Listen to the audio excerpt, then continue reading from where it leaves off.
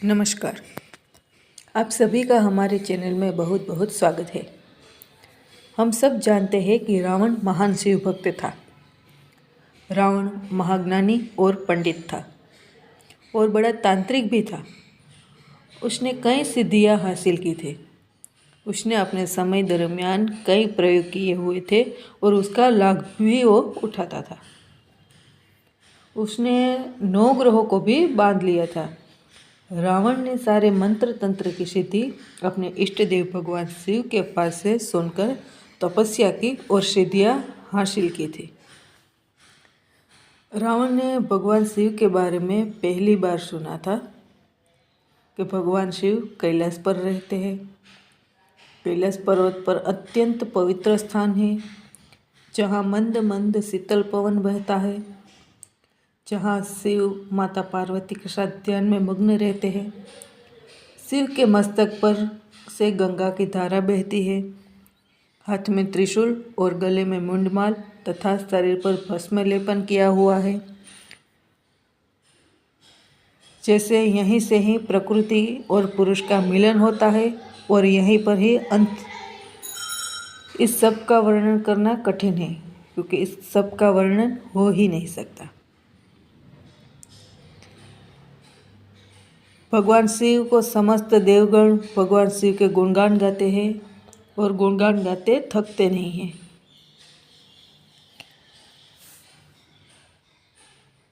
शिव मानव मात्र के लिए कल्याण के लिए निरंतर गंगा बहाते हैं।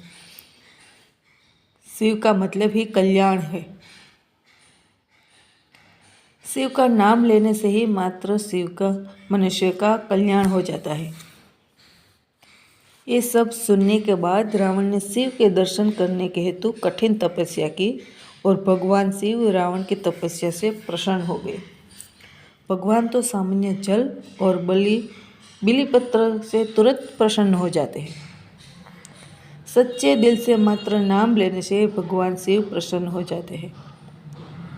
जब भगवान शिव ने रावण की तपस्या से प्रसन्न होकर वर मांगने को कहा, तब रावण ने भगवान शिव को लंका आने का वर मांगा। तब भगवान शिव ने लिंग स्वरूप धारण किया और कहा कि मैं तुम्हारे साथ आऊँगा, पर मेरी एक शर्त है कि जहाँ भी तुम ये शिवलिंग रख दोगे वहाँ मैं स्थापित हो जाऊँगा। और रावण ने ये शर्त मंजूर कर ली। इस तरफ देवों को घबराहट होने लगी। अगर लंका में शिवलिंग की स्थापना हो गई तो रावण को कोई पराजित नहीं कर सकता और रावण समस्त मानव जाति को परेशान कर देगा और धर्म का विनाश हो जाएगा। इसलिए किसी भी स्थिति में लंका में ज्योतिर्लिंग स्थापित नहीं होना चाहिए। इसलिए गणेश जी ने ब्राह्मण का वेश धारण किया।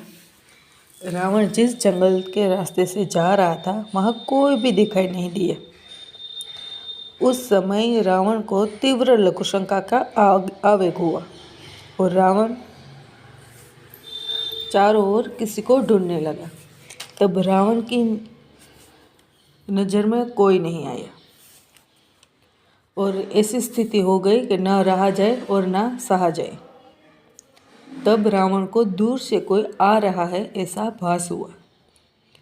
रावण तीव्रता से उसके पास गया और उसको ब्राह्मण वेश में देखकर रावण प्रसन्न हुआ और कहा कि ब्रह्मदेव, मुझे लघु शंका का तीव्र आवेग हुआ है, तो आप ये ज्योतिर्लिंग अपने हाथों में धारण करिए। इसे नीचे मत रखना, मैं जल्द ही लघु शंका से निवृत्त होकर आता हूँ।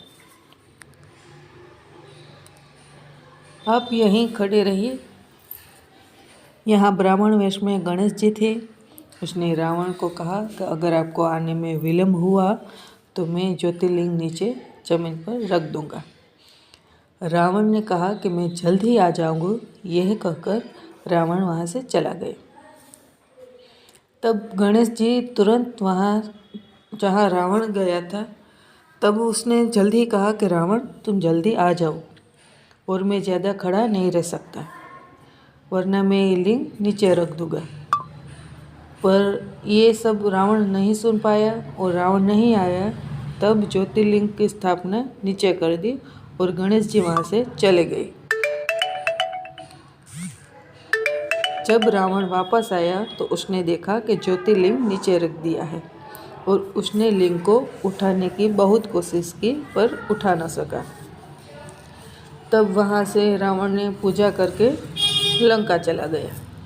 उसके बाद देवताओं ने विधिवत ज्योतिर्लिंग की स्थापना की और वैद्य नाम रखा। वैद्यनाथ ज्योतिर्लिंग का दर्शन मात्र ही समस्त पापों का नाश होता है। यहाँ पर सभी तीर्थ का जल ज्योतिर्लिंग पर अभिषेक करने का महत्व है। इस तरह वैद्यनाथ ज्योतिर्लिंग की स्थापना हुई। उसके बाद इस ज्योतिर्लिंग की पूजा करने के लिए रावण आता था। उसके द्वारा की गई स्तुति शिव तांडव स्तोत्र के नाम से प्रचलित हुआ, जो सुनने में दिव्य और अद्भुत लगता है। भगवान शिव की विधिवत पूजा और मंत्र की आराधना करने से शिव जल्द ही प्रसन्न हो जाता है। अगर आपको ये वीडियो अच्छा लगा तो वीडियो को लाइक कीजिए, शेयर कीजिए और सब्सक्राइब करना ना भूलें। तो मिलते हैं ऐसे ही एक नए वीडियो के साथ। नमस्कार।